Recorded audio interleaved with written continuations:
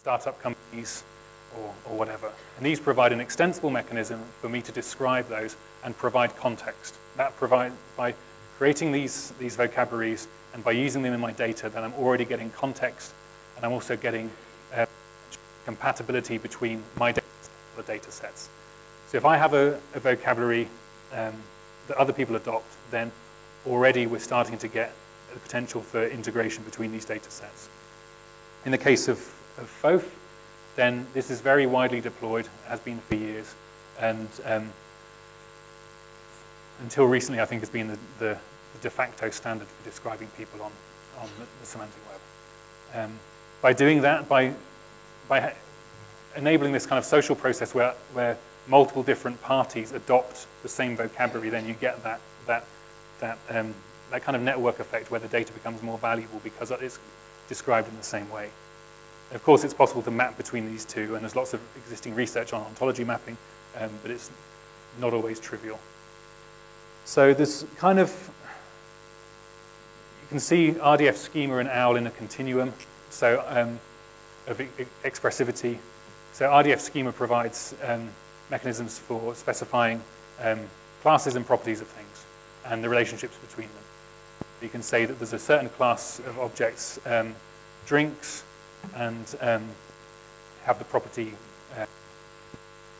Actually, that's a very bad example. Let's stick with the FOAF example. So you can have a class FOAF person, and you can say that there's certain properties like home page and base near, and then you can define the domain and range of those properties. So you can say that the domain of FOAF home page is an agent, which is actually a superclass of person, and you can say that the range is, in this case, a resource. So that's not a mechanism for validation. It's really important to understand this. It's not a way of saying that these are the properties that a person should have. It's almost the inverse of that, saying that from a reasoning perspective, if something has a FOAF homepage, then that thing is a FOAF agent. So it's possibly counterintuitive depending on the perspective you come from, but it's worth bearing that distinction in mind. So the domain and range in RDFS define the types of the thing, of the subject and the object of the triple. They're not a mechanism for validating the data about the subject in the RDF triple. So, OWL gets more expressive. And with that becomes potential for much more in the way of advanced reasoning, which has a lot of interesting applications in domains that we might formerly have thought of as expert systems, or perhaps more kind of closed world domains where certain assumptions can be made about, or certain guarantees can be made about the quality of the data. It's also more demanding computationally, and that's where we get into a kind of philosophical distinction or divide between different communities. So the linked data community has historically aligned itself very strongly with RDF schema as something that's very lightweight, gives just enough indication, just enough context about the data itself to be able to, for applications to be able to use it and interpret it in some way. Further down the expressivity continuum, there are people who want to do more advanced reasoning, and therefore the expressivity of OWL enables them to do that. Quite whether that kind of reasoning is feasible or desirable over very large scale, messy, noisy data from the web, as most linked data is unclear. So how the reasoning aspects of the semantic web evolve over time it remains to be seen. We're seeing, in both cases, massive deployment of data described with lightweight RDF schema and OWL ontologies, massive deployment of that, and people using that in more traditional mechanisms, and we're also seeing smaller, dedicated domain-specific applications of OWL. Whether the two will merge in some ways, I don't know. It's probably unlikely because they cater to different use cases. So another kind of related issue, another related tension is like schema.org versus the world. So will you raise your hand if you've heard of schema.org?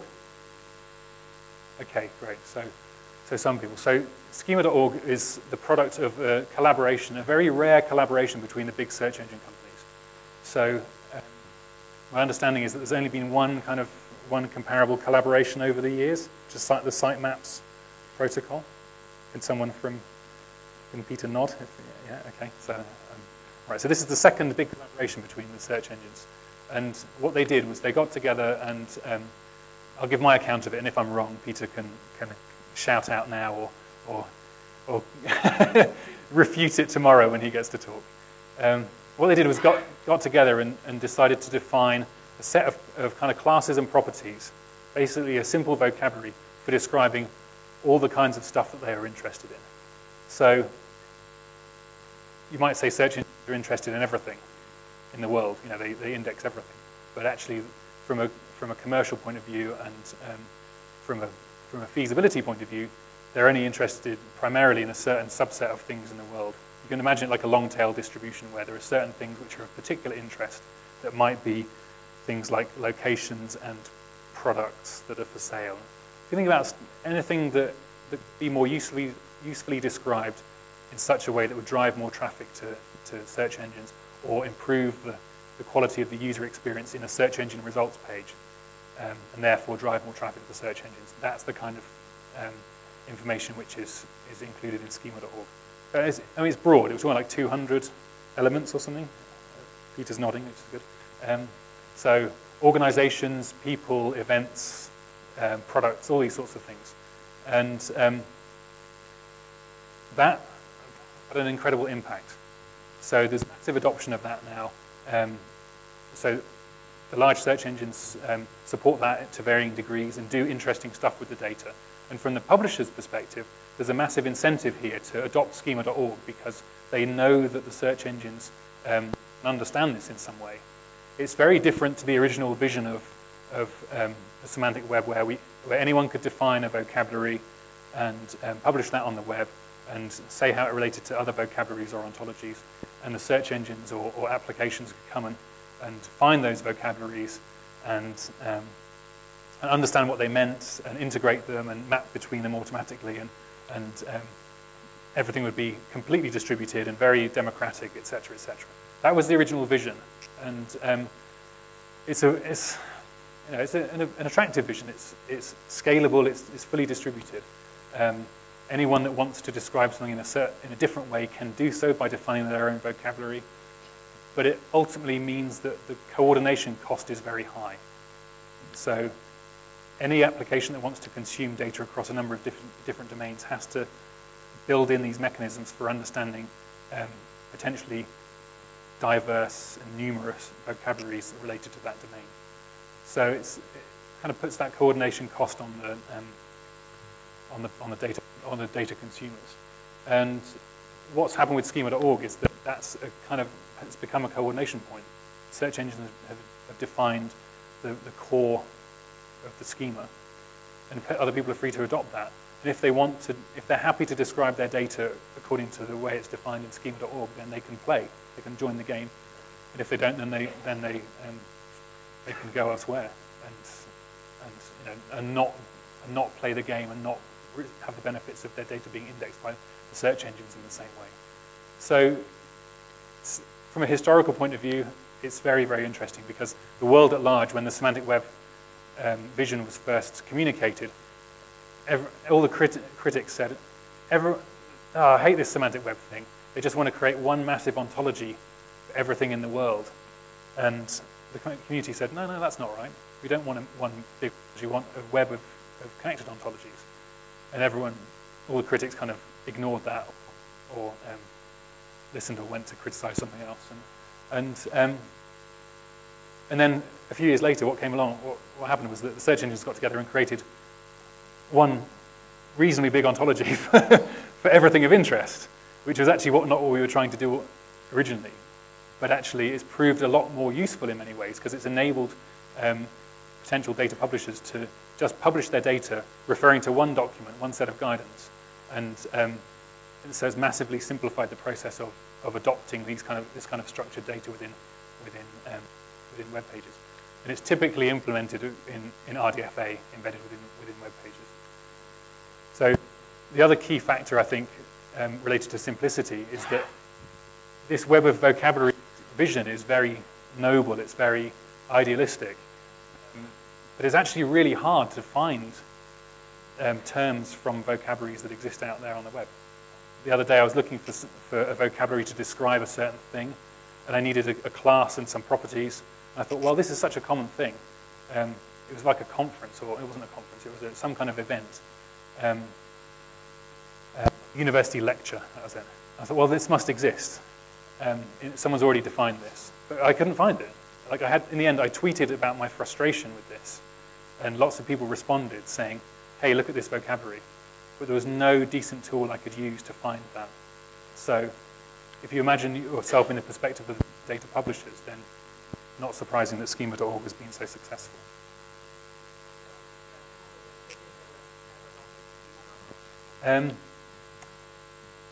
That's a good question. I don't know the numbers off the top of my head, but there's a good project called webdatacommons.org, which attempts to have numbers, or to put numbers to these sorts of things. I think Peter is about to give some hard figures. Yeah, I'm going to have some numbers tomorrow, but roughly around 10%. And hey, wait for the mic a moment so that the camera can pick up the question. The other thing to add about Web Data Commons is that it looks at the relative rates of deployment of different ways of embedding structured markup. So comparing microformats to microdata and RDFA. So I said earlier on that schema.org was typically embedded using RDFA, and that's not wholly true. It's very common with microdata as well. And microdata was the original mechanism proposed for publishing schema.org, and RDFA was later adopted as well. The question is, the search engine boards, I mean the crawlers, they go through all the published data, right? So isn't there any licensing stuff, they go through all the data and they index, right? So any legal things associated with that? Yeah, absolutely. It's kind of like the dirty secret of search engines, in a way, that they're consuming everyone's data without any kind of, I woun't say any thought, but without ensuring that it's all openly licensed. And actually, most of the content publishers don't really understand the mechanisms they should probably go through to license their content. They're just happy that their data is being found by the search engines. And I think this is where the distinction between web pages and data is really important. Because if you publish a web page, there's an implicit assumption that you want people to be able to look at it. Like if you publish a public web page. So therefore, you've got an incentive to let the search engines index that in some way. And the uses of that content are reasonably well defined. You can have certain reasonable expectations about how it will be used that typically end up with a human being sitting there and reading that. If you're publishing data, then how that might be used downstream is much less clear. And so how things will happen when, how things will turn out when people start publishing data without explicit licenses and then find that their data is being used for some purpose or some analysis that they didn't ever expect and that they actually didn't like, then I think we might start to see more of a case of people objecting to their data being indexed or understanding that they need to license it more clearly. So my perception is that the search engines are keeping very quiet or deliberately keeping quiet and choosing to ignore this issue and hoping that everyone gains enough from it. And in all these cases like schema.org, then it comes back to the question of, is publishing data the key part of your business? And if it isn't, if you're an online shop and you just want people to find your products and buy your products from your shop, then give the data away. That's what people are doing without explicitly licensing it, because that's their incentive.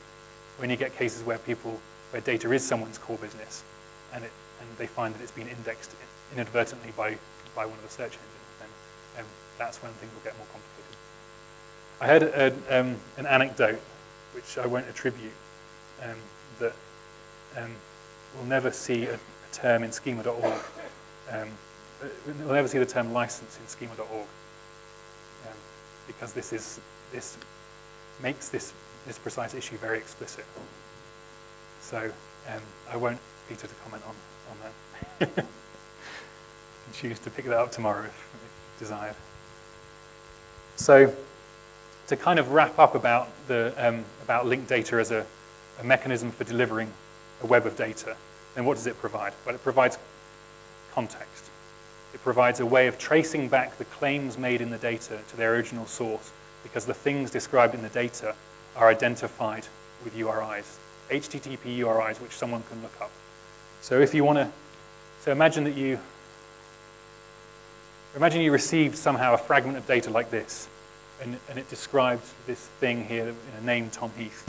Maybe this said Donald Duck, like the URI was this, and it said the name was Donald Duck, and you thought, well, actually, that's not right. Surely that's not right. Someone's probably tampered with the data or changed it in some way. You can go back and you can look up the URI, and you can see what the original data publisher actually wants to say about themselves. That's a key factor in the context. It provides that grounding, that provenance, that traceability. It provides extensible mechanisms for identifying or indicating the meaning of the content of the data, and it provides a data discovery mechanism, because each of the fragments of data on the web is not a dead end. It's not a leaf node. It's just a potential for onward discovery of related data. And the other aspect of RDF, which I haven't talked about really, is painless data merging. So if you imagine my RDF graphs from earlier on, if someone else comes along and wants to say something about me, they can perhaps, there's an online site like Google Scholar that wants to publish my publications. If they use my URI as the subject of their triples, then graphs just merge automatically. There's no complicated integration process at a syntactic level, or those graphs just flow together. And similarly, if I use a URI in someone else's namespace, like the Old Street Roundabout example from DBpedia, my data just merges with them into one continuous web graph.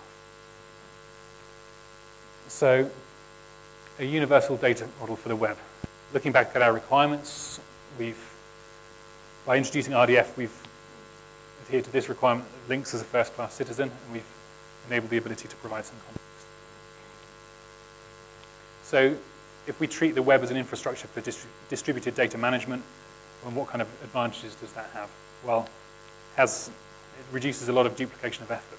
So if I want to talk about lots of geographical locations, I have two options.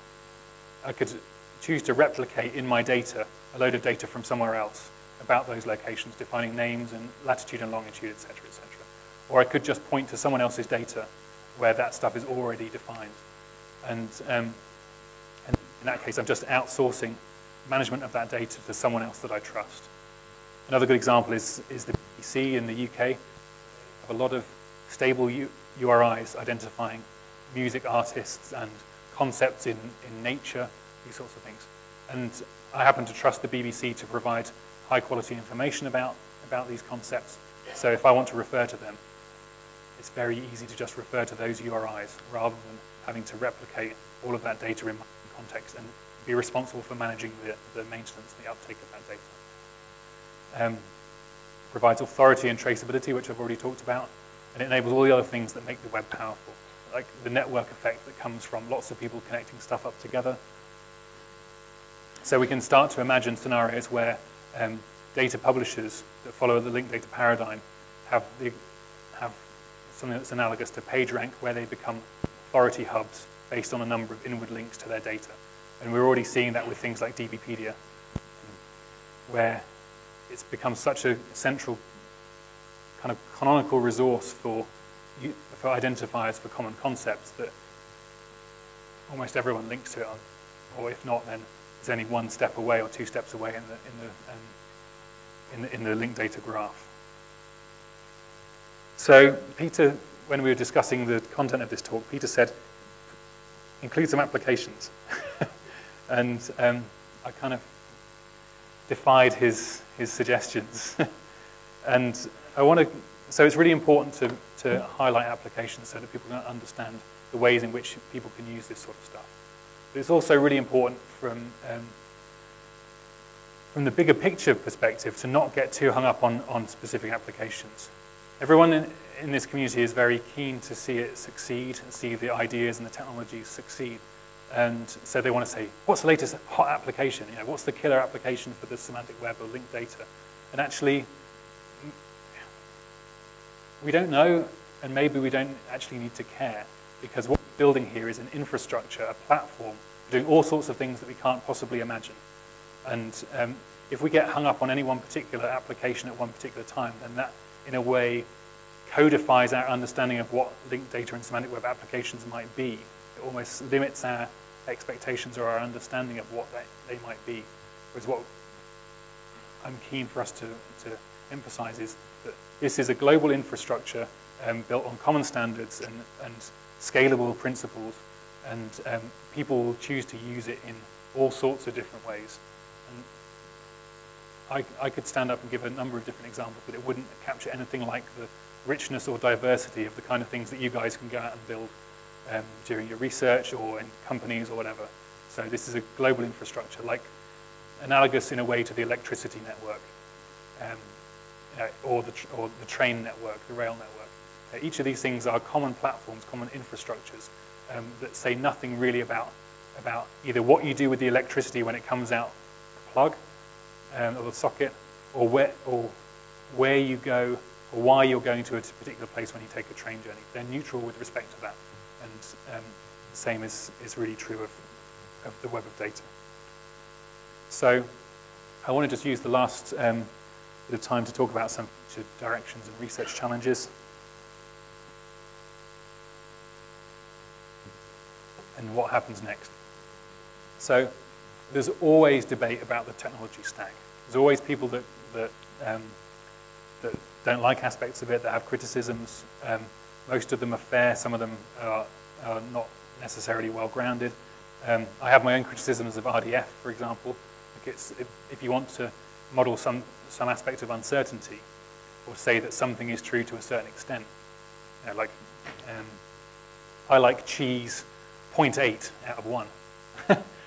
Actually, I like cheese 0.9 out of 1, or 1 out of 1. But to give that example, if you wanted to convey variation in the relationship between two things, it becomes a bit more messy to model this in RDF.